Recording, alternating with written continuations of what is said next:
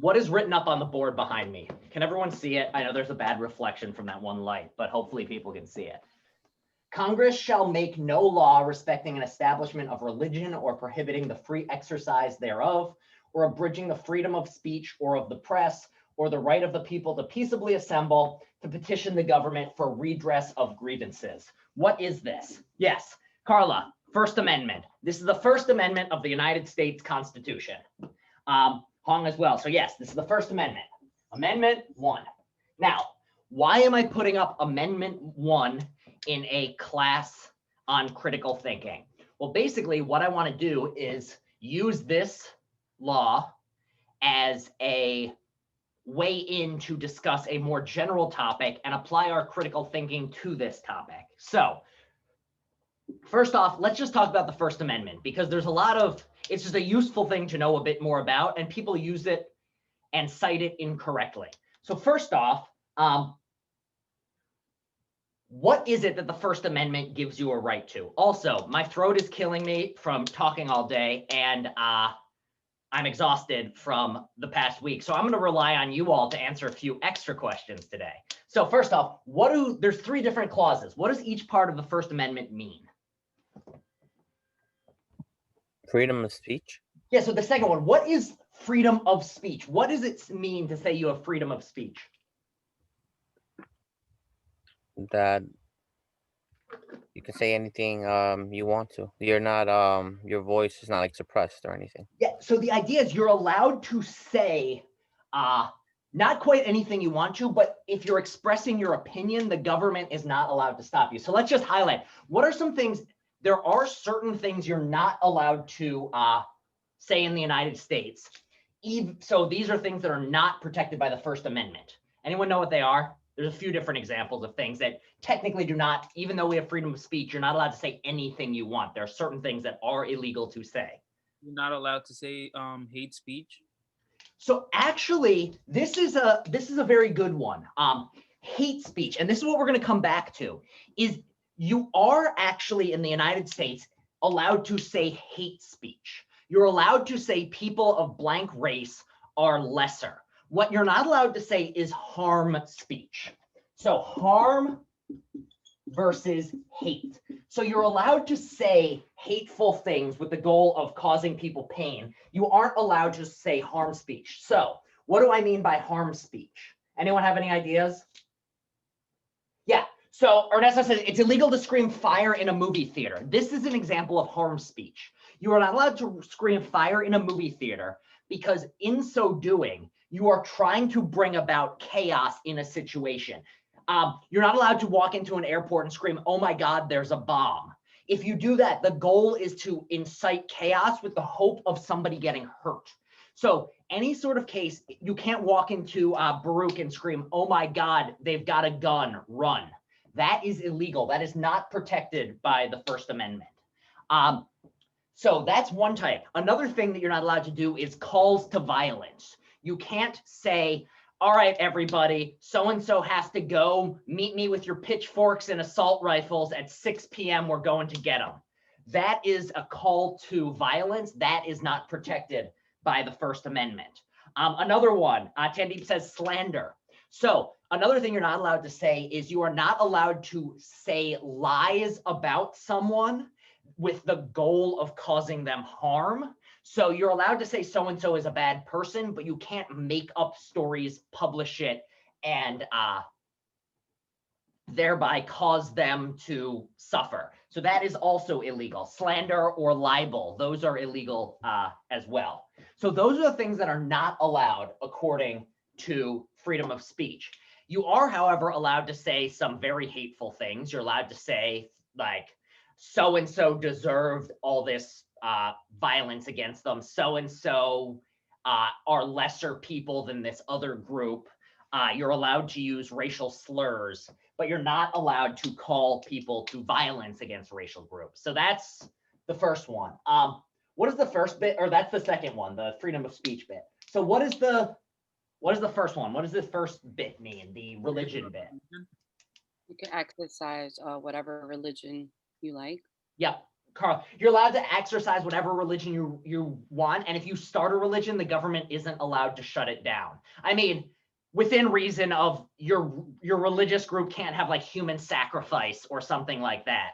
But as long as your religious practices are just religious practices that do not involve actively murdering people, the government cannot shut you down. So that's the first one. And then what's the third one? The third clause, the peaceably assemble. Right to protest? Yeah, you're allowed to protest as long as the protest doesn't get violent. So if you start rioting or looting things, then it's illegal. But as long as you're walking around peaceably in a relatively orderly way, then it is perfectly allowed to assemble in large groups and voice your complaint against the US government. Why was the First Amendment made? Why did it come into existence? Why is it considered such a bedrock of American law and American society? Who were they worried about when this was developed, I guess, is what was the historical context in which the First Amendment was written? Anyone have any thoughts on this? Were they probably worried about where they were coming from? The king or queen or whatever, that they weren't allowed to talk. Yeah, so basically, you got to remember in the historical context of the time in which this was written, the assumption was the king or queen could do whatever they wanted to whomever they wanted for whatever reason they wanted. And it was only over time that individual, so like if a king didn't like you, you said something the king didn't like, you would just get your head chopped off. Like it was pretty straightforward. If you don't do what the king wants, you can be killed. So in this context, this was one of the first times in history that a government put limits on its own power. So the government was literally saying, going forward, any government of this nation will not have unlimited power in that way. So that was the main thing that people were worried about at the time. The idea that a government would be run with limits on itself was a newer idea. It was not something that had been, like, for most of our history, the idea that the average person got to vote or the average person had a say was a very foreign concept. I mean, in pockets, it's been around for a long time, but generally, if we actually look at history, monarchies have been the more common style of government, or dictatorships or military organizations, or an oligarchy where only a handful of people get to decide. So that's the context in which the First Amendment was written. And against that context, it makes a lot of sense. However, what I want to talk about today is some of the issues that in the modern day and age are coming up because we have a society in which the First Amendment exists. Now, I don't want to say that this means we should get rid of the First Amendment. To be clear, I'm not saying that by any means. But I am saying that very often things which were designed in one era have consequences in another era that nobody foresaw. And in the particular case of hate speech, this is something where back in the day, it was a very different sort of thing than it is today, thanks to modern technology. And so what I want to talk about is just how has modern technology changed hate speech? And in so doing, kind of shine a light on, do we need to reconsider what our laws are like? Do we need to reconsider how we go about governing people's speech? Are the ways in which things are done today problematic, etc.? So that's the background. So I'm going to just leave up, the only one we're going to talk about today is freedom of speech. So abridging the freedom of speech. And the example that we're going to be talking about is hate speech. So we've already said what hate speech is to some degree, but basically the best way to think about hate speech is it's a type of speech that the goal is to, well, does anyone want to take a stab? It's a very hard term to define, actually. We kind of all can point to examples of it, but to actually give a definition is rather difficult. Anyone want to take a stab at it? Or give some examples of it?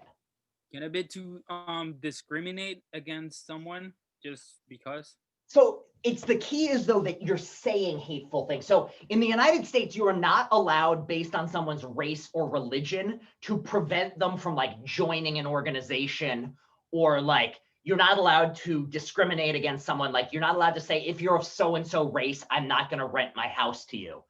Hate speech, though, along the same lines, is you're talking about people's race or creed or religion, but you're doing it verbally. And specifically, you're saying things about how that group is worse as people or less intelligent, or you're just a better group, you have done more, and these people are worse and deserve negative treatment, or something along those lines. And very often it'll have slurs thrown in. So if somebody's using the N-word at somebody, very often it's hate speech. If somebody's using any other sort of ethnic slur or any sort of anti-Semitic term or any sort of Professor, yeah. hello, it's Jessica. Hi, Jessica. So, how are you? So Good. basically, for example, one example would be when Donald Trump was saying that Mexicans will be drug dealers, rapists, and a bunch of things, right? Yes, that is a classic case of hate speech. If you say, like, by saying all Mexicans are rapists, that would be a case of hate speech. Or if you say all Mexicans are rapists and deserve to be in cages, that would be a case of hate speech. So that is a classic case. And in the United States, you are allowed to say those things legally. You are not allowed to be put in jail for saying that. Which is part of the reason why we've had a president who says those things and isn't in jail.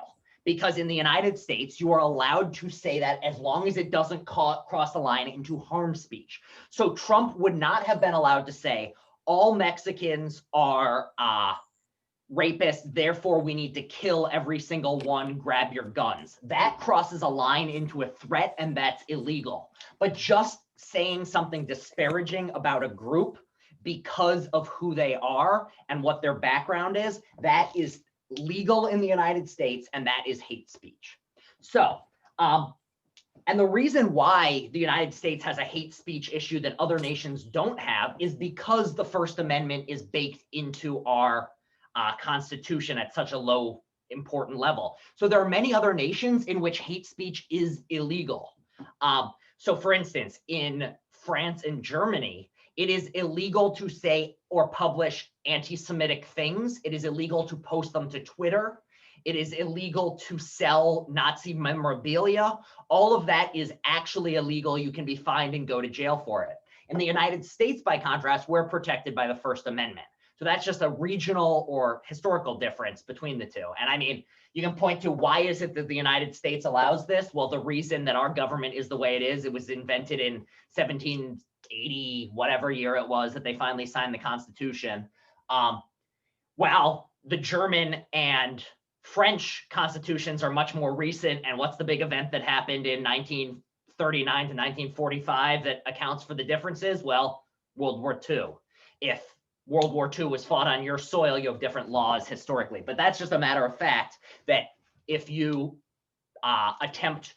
like even certain sorts of neo-Nazi websites cannot be accessed via French Google. It just doesn't work. So because it is illegal to access those from France.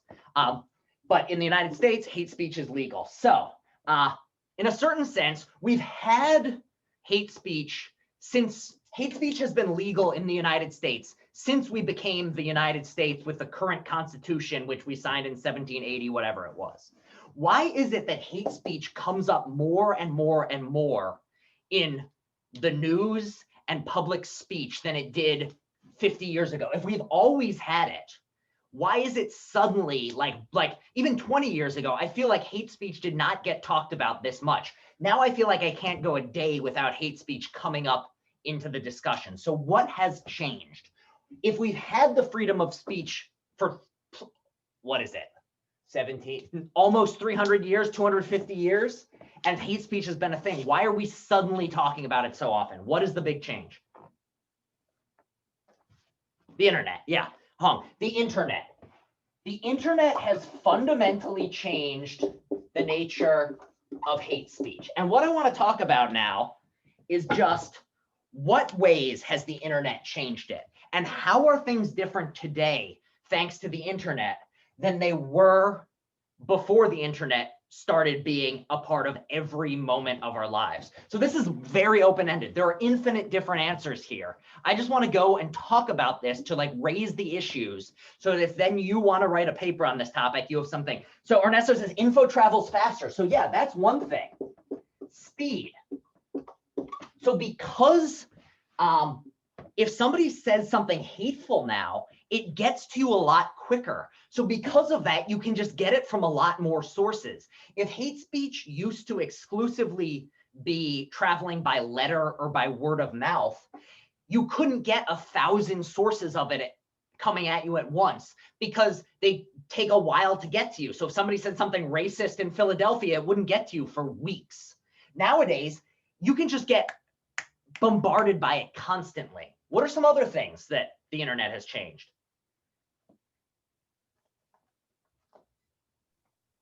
It reaches more people, so more people can see it. Yeah, so a much larger audience. So let's imagine it's the year, let's go with an actual one.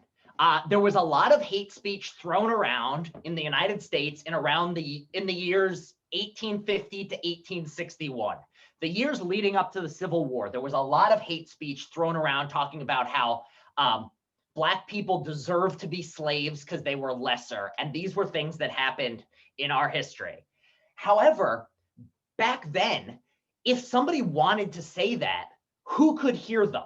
Well, if I got up on a podium and started talking about if I was a slave owner and wanted to say racist things, then one thing, blah, blah, blah. So back then, who would hear me? If I got up on a podium,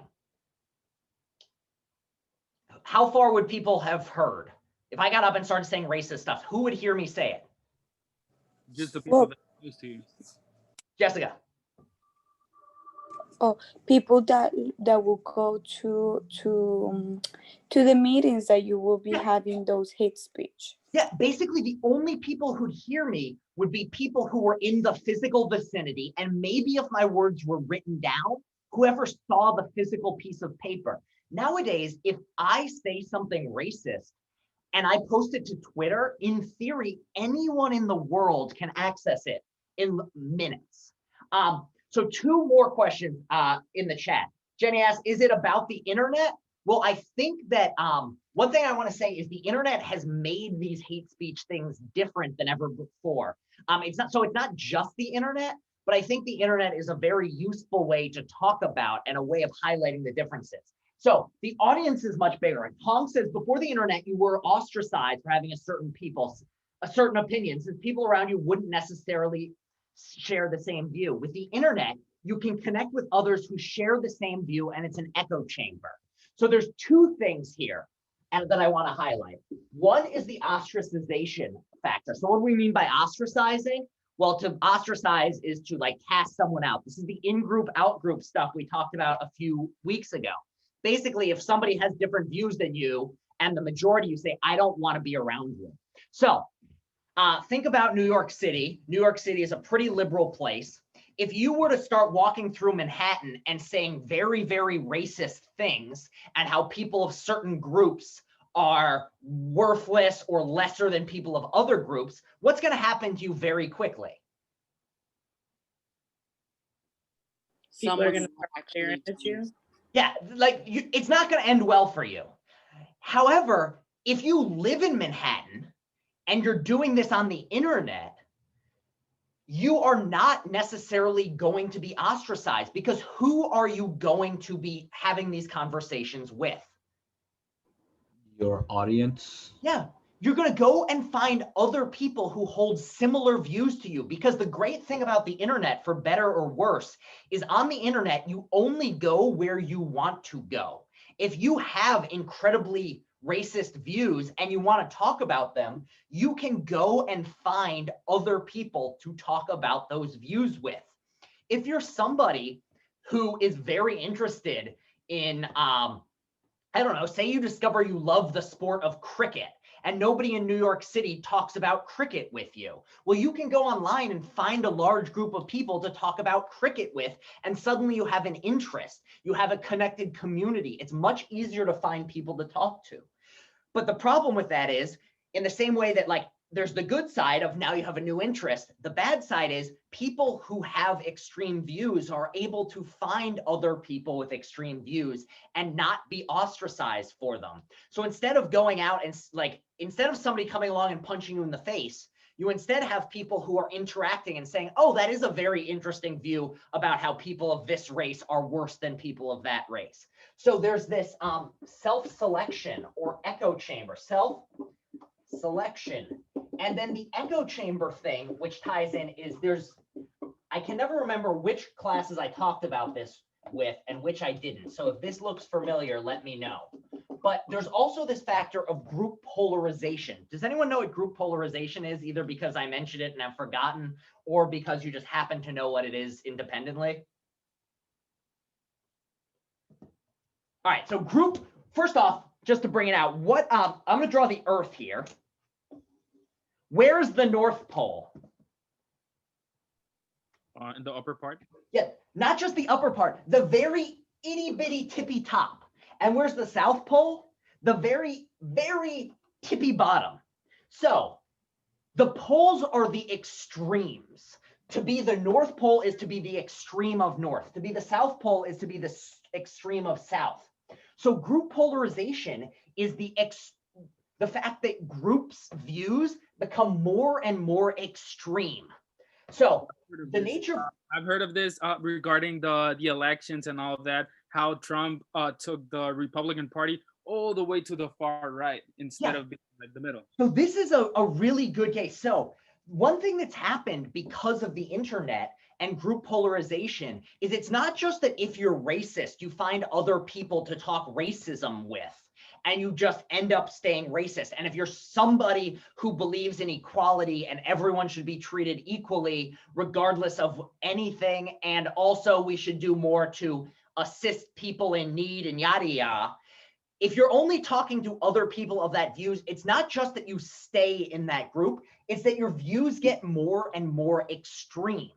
And the reasons why are psychological. And these go back to what we've been talking about in terms of how the mind works in the past few classes. So for one thing, there's a conformity aspect of it. So what did I say, or what did we say, or what was conformity? We talked about this in the context of advertisements. What was the conformity effect, or the desire for conformity? You try to fit in. Yeah. Like you stay behind. You try to fit in. There's this psychological desire to fit in. So if you're in a group of racists and you don't want to be kicked out, there's an impulse to push your views further to make sure that you aren't ostracized from the group.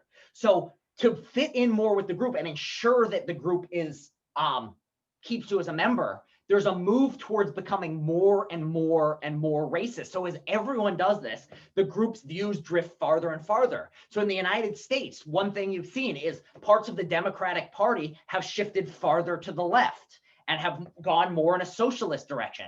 Why? Because on the internet, people with socialist tendencies talk to people with other socialist tendencies, and now socialism in those groups is a positive thing and it's more extreme. You look at the Republican Party, things that didn't used to get talked about out in the open are now being talked about on the internet, and groups get more and more and more polarized, and you see groups veering farther and farther to the right. And so you end up with less of a middle ground because left wing talks to left wing, right wing talks to right wing, and their views, because each member wants to fit in with the other members, the whole group on average drifts farther. The other thing is this availability heuristic. So remember when we were talking about heuristics a few weeks back, one of the things is the quicker it is to come to mind, the more right or more likely or more probable you think it is. So for instance, people generally think there are more shark attacks than cow attacks. Why? Because you can think of sharks attacking from movies and other things very quickly, but it's much less common to think of like Bessie the cow attacking somebody. So in the same way, if you're surrounded with other people with views similar to yours, it's going to come to mind much more quickly the sorts of arguments that they might give. So if you're somebody who spends a lot of time talking with people who believe in equality or believe Black Lives Matter, then if somebody asks you, do Black Lives Matter? The first thing that's going to pop in your head is, oh yes, this is coming to my mind much more quickly. Therefore, I'm more likely to say, yes, Black Lives Matter. If you're somebody who spends all of their time around people who say Black lives don't matter, then if somebody asks you, do Black Lives Matter? The first thing to pop to your mind is going to be, no, Black lives do not matter. Or no, this is Black Lives Matter movement is a conspiracy designed by the Democratic underworld or something along those lines. So this is another element of group polarization. Because you're around people with other views, or you're not around people with other views, your own views end up going more and more extreme.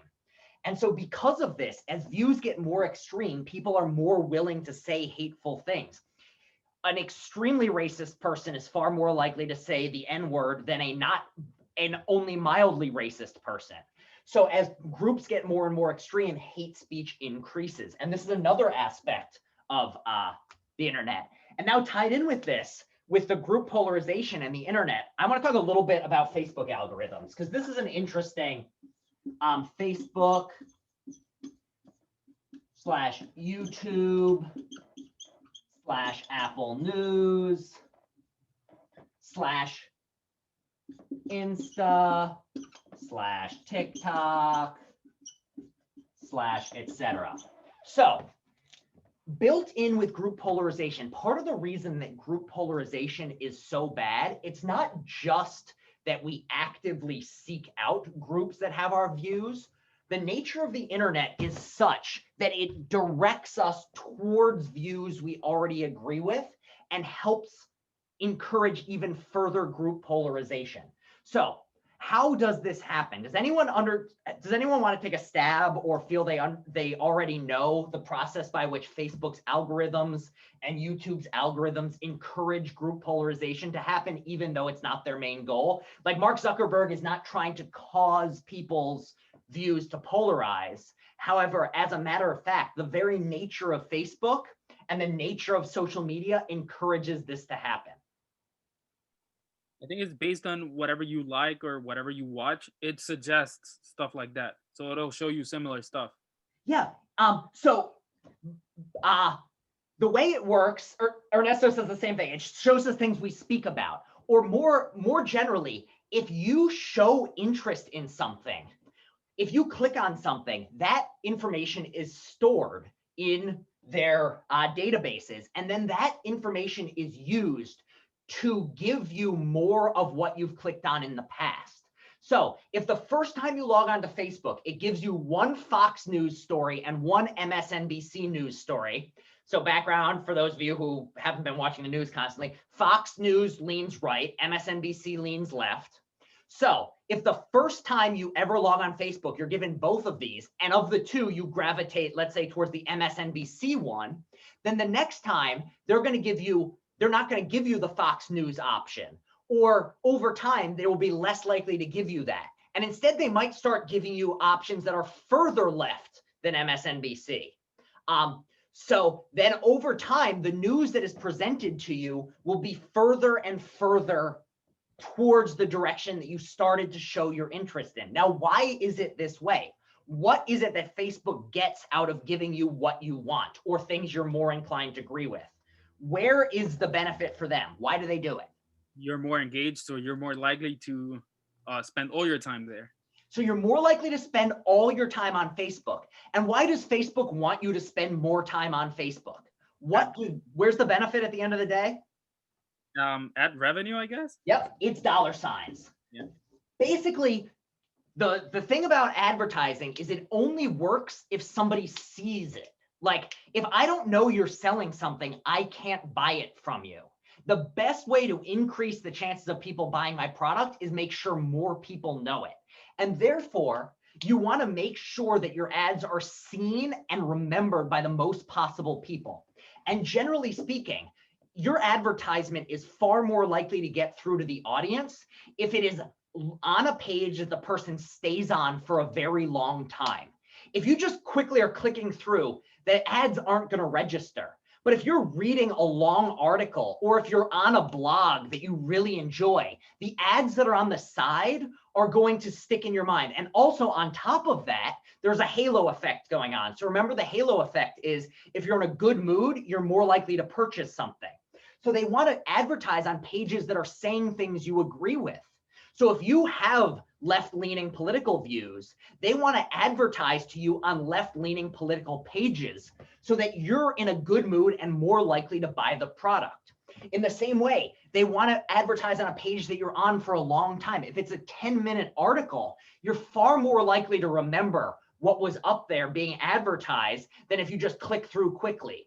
So the Facebook algorithms are designed to get you to stay on pages for longer. And the way they do this is to give you information that you're more likely to be interested in, which very often means is going to include political views or things in the background. So this is also how conspiracy theories really are able to blow up online. If you're somebody who's interested in conspiracy theories, Google will recognize this, Facebook will recognize this, and they'll direct you towards conspiracy theories. Why?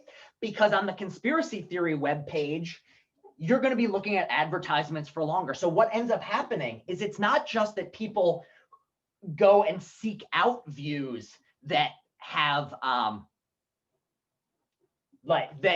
they don't just seek out groups with views similar to theirs actively, they're also passively encouraged to go in that direction. So when you combine the sort of like natural tendency to seek out people with your own views, and also the fact that the very nature of the internet is encouraging you in that direction, what you end up with is a much quicker collection of people interacting with other people with similar views, and polarization really, really taking off. Here's the next one that's worth talking about. Another issue with the internet, or any questions at this point while I grab a sip of water, or any comments. So this is why the internet has encouraged hate speech in this way. People polarize, and it's built into the nature of the internet to encourage people to do this. All right, here's the next one. What is another aspect that encourages people on the internet to say terribly, terribly hateful things? Well,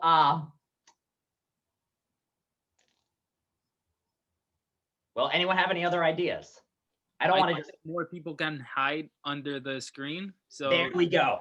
That's the one I wanted to talk about. So, anonymity. What is it to be anonymous or to have anonymity? Well, for somebody to not know who you are. So and with anonymity, it doesn't actually matter if anyone actually knows who you are. So long as you think that nobody else knows who you are, you're willing to do stuff that you wouldn't do otherwise. So if you put a large group of people together and put them all in masks, and I don't mean masks like the fun or the important type that are suddenly becoming fashionably accessories and keep us all safe. I mean like the pull it down, I'm about to rob a bank style.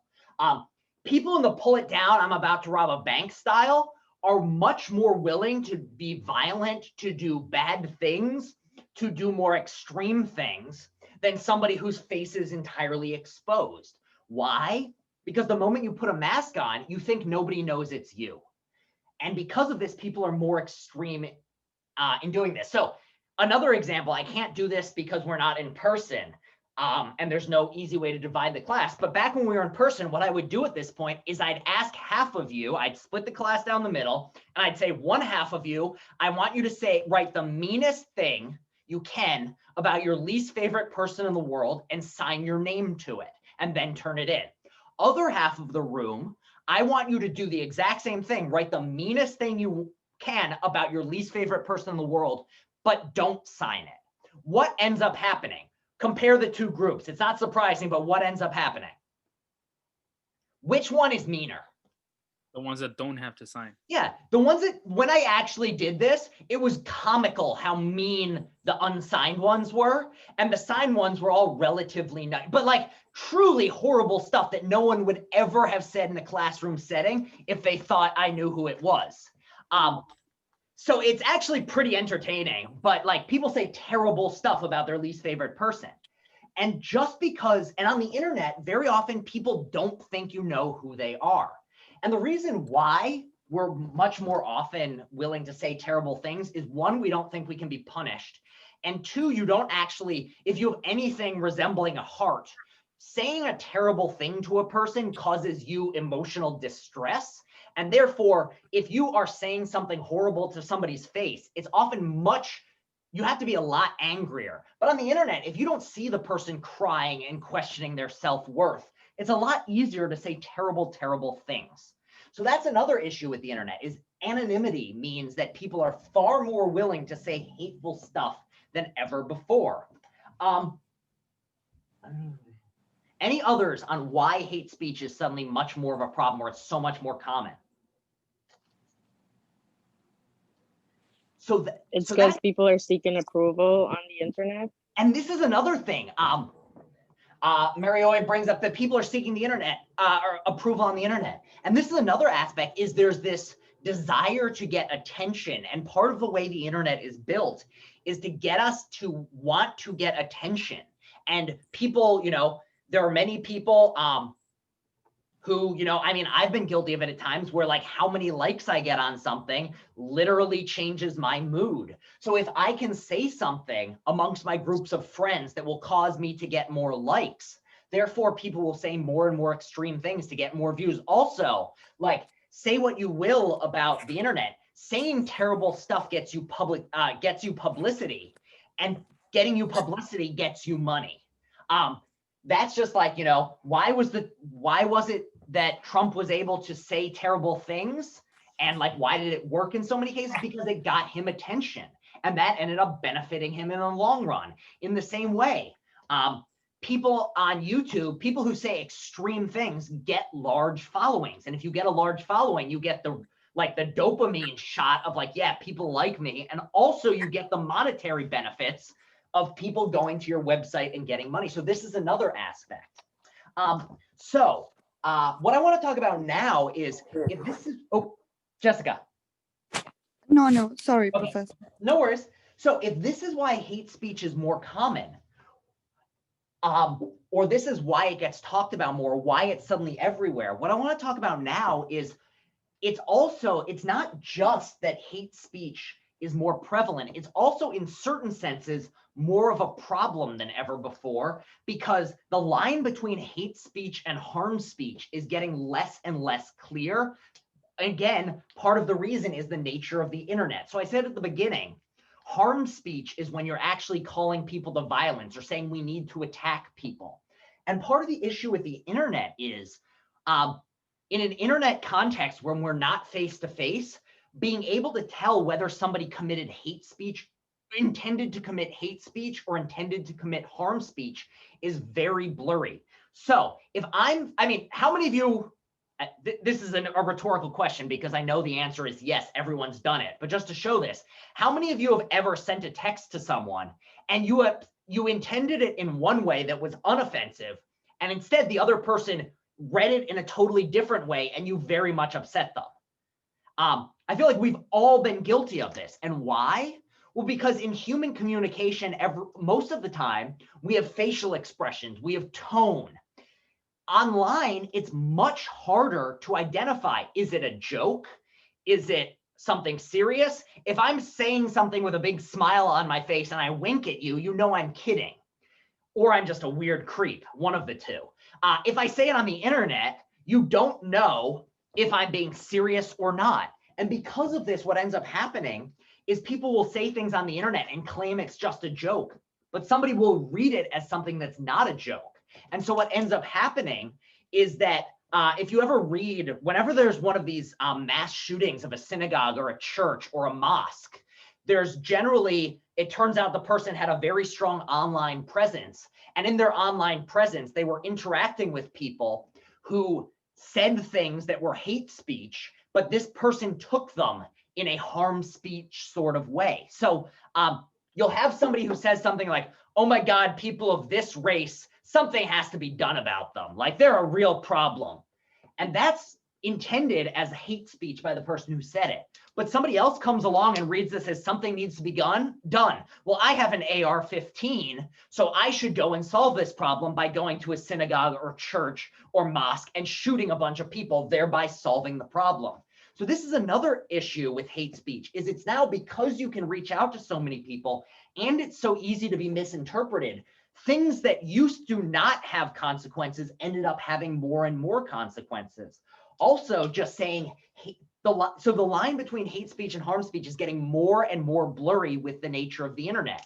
Also, just because of the nature of saying hateful things on the internet, because there's such a larger audience, back in the day, if I was spewing racist stuff in New York City, it's not going to affect the society as a larger whole. If, however, I have a huge Twitter following and I'm saying those same things from my room, I can actively affect group polarization.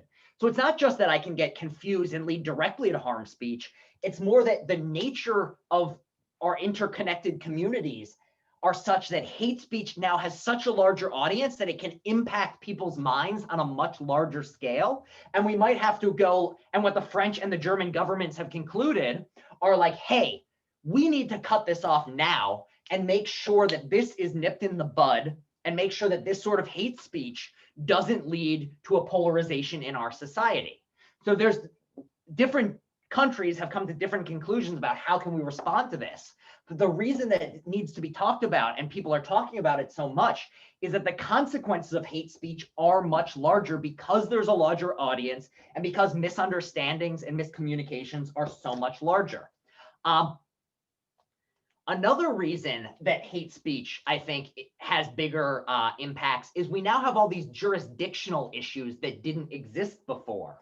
So one thing that's, there's also just these practical problems of hate speech now, of like, if I post something racist in the United States and it gets read in Germany, like, how do we legally deal with that situation? It seems like Germany is going to look at this and be like, oh, something needs to be done to punish this person, but we can't punish them because they're saying it in the United States. Therefore, they technically haven't broken US law. So there's nothing illegal going on here, but we over here don't want this happening. So there's this other added layer of complexity with hate speech, and why it gets talked about so much is these aren't problems we used to have. And because of these jurisdictional issues, it ends up that hate speech is leading to all these legal problems on top of everything else. So any questions at this point? There's one last thing I want to talk about before we finish. We're definitely not going to run the whole time, but we'll probably make it to about 8:30. Does anyone have any other questions at this point about how hate speech is more of an issue and also therefore is having more consequences? It's everywhere, and also because it's everywhere, it's having bigger impacts. The last thing I want to do is talk about the flip side of hate speech and the First Amendment, which is that while the First Amendment protects you of, if you're doing hate speech or if you're saying things, you can get, you cannot be punished by the government, but that doesn't mean you cannot be punished. So one reason you might not think new legislation is needed and why the United States government is fine doing it the way it is right now is that these days, very often, if you commit hate speech online or you say something offensive, you don't get off totally scot-free. So very often these days, what is happening? How are you punished? The government legally cannot punish you, but who can? And how do people get punished? Yeah, cancel culture. Thank you, Scarlett. So what is cancel culture?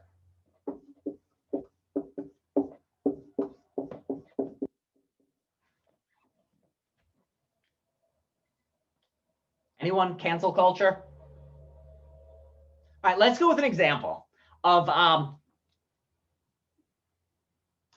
that lady. This was an example from the last class. The lady in Central Park, she was walking her, I think if I'm getting the story wrong, correct me. She's walking a dog off her leash.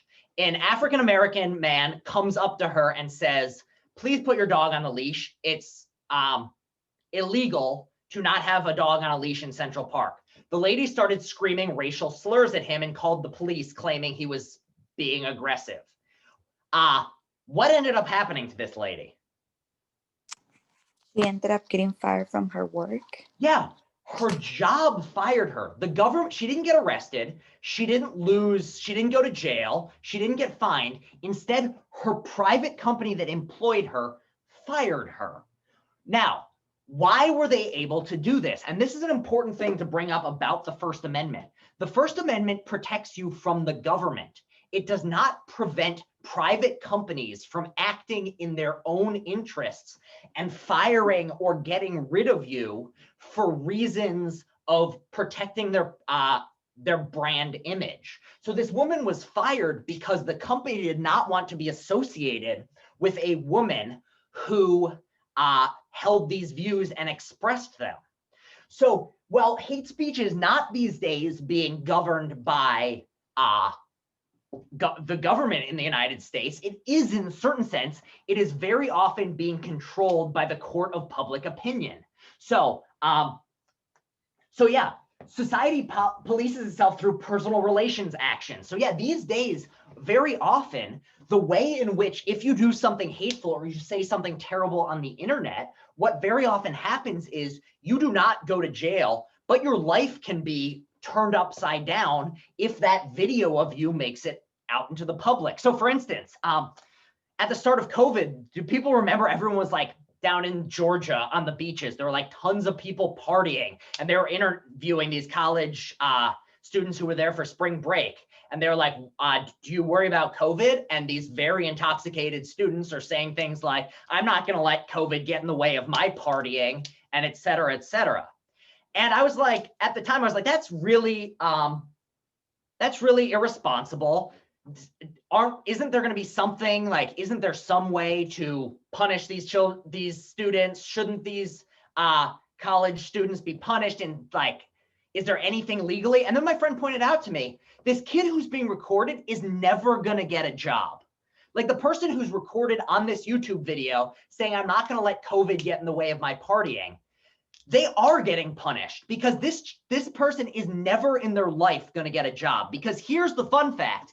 And right now, if anywhere on your social media attached to your actual name is a picture of you doing drugs, of saying something controversial, of you being incredibly intoxicated, after this class, do yourself and your future a favor and delete it.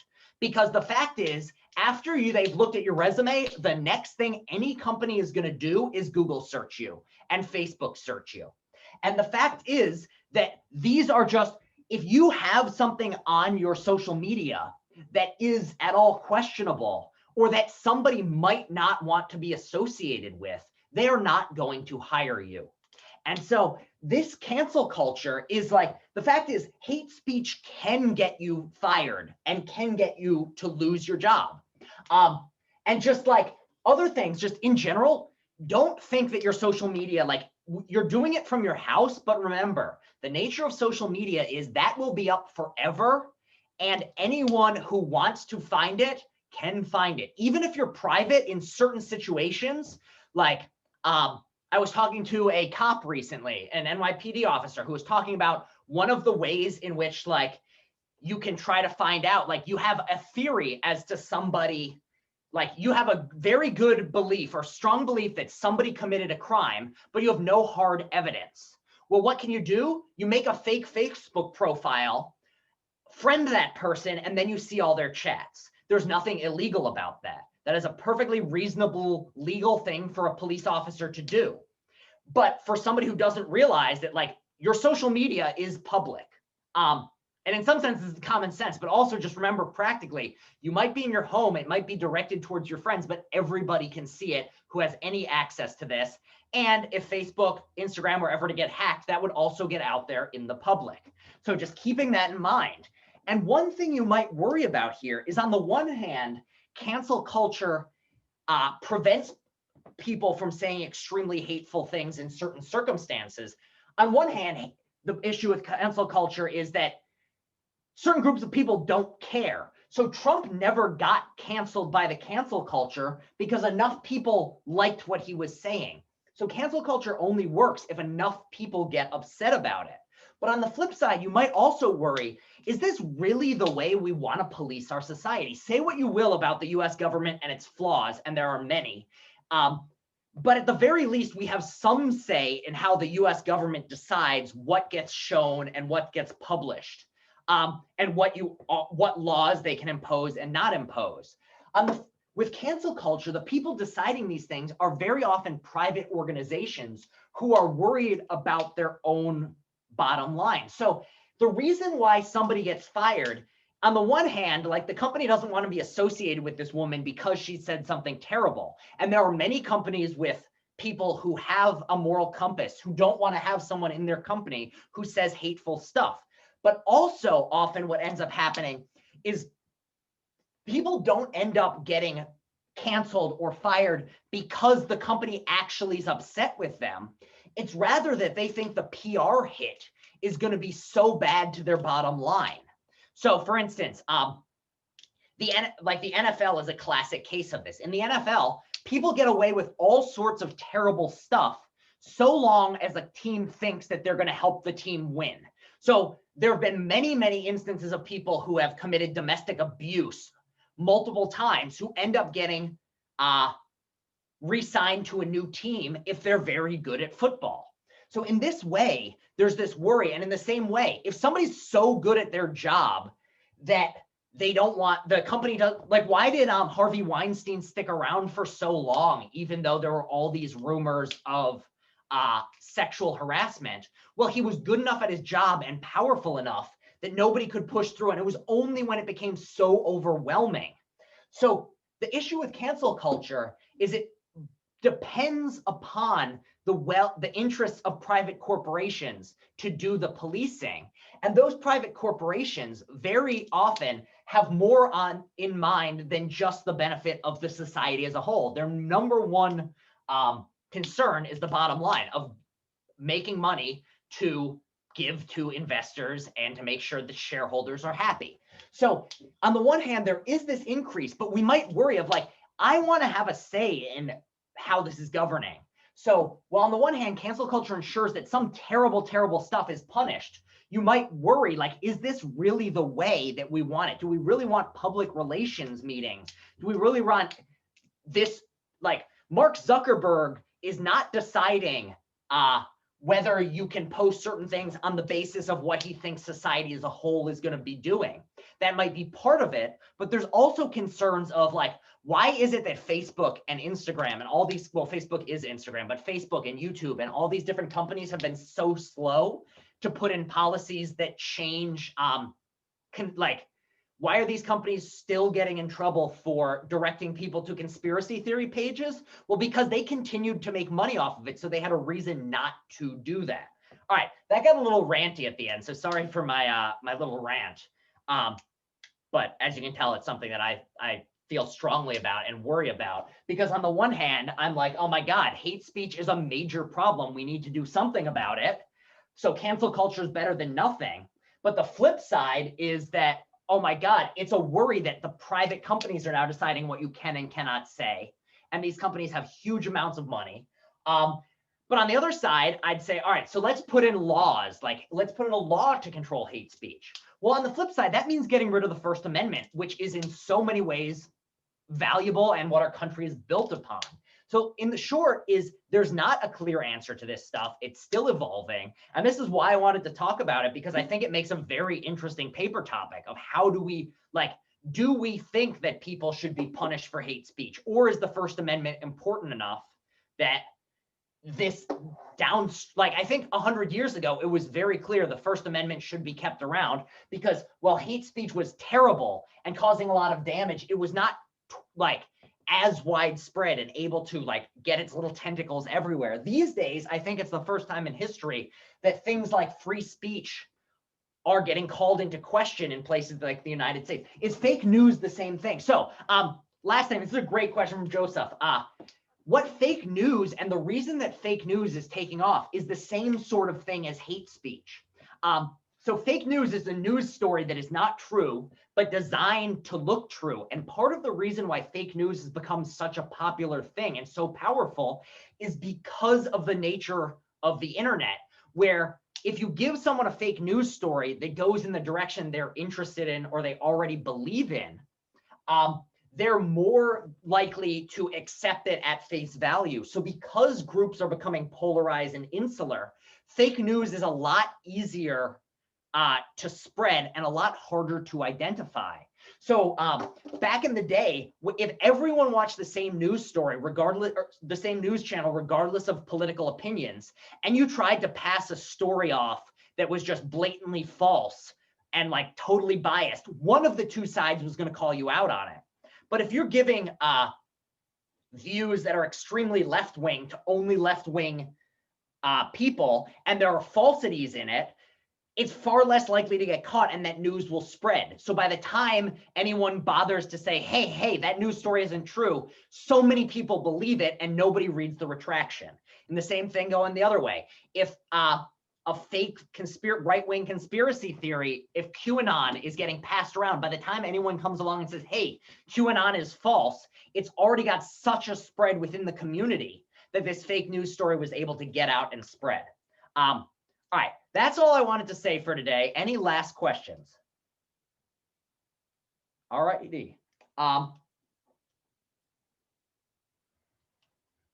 Allow people to expose themselves to the lack of character by preserving the First Amendment. The public and private businesses can then define their own stances on issues by working with them or not. I've got nothing. That's just a nod.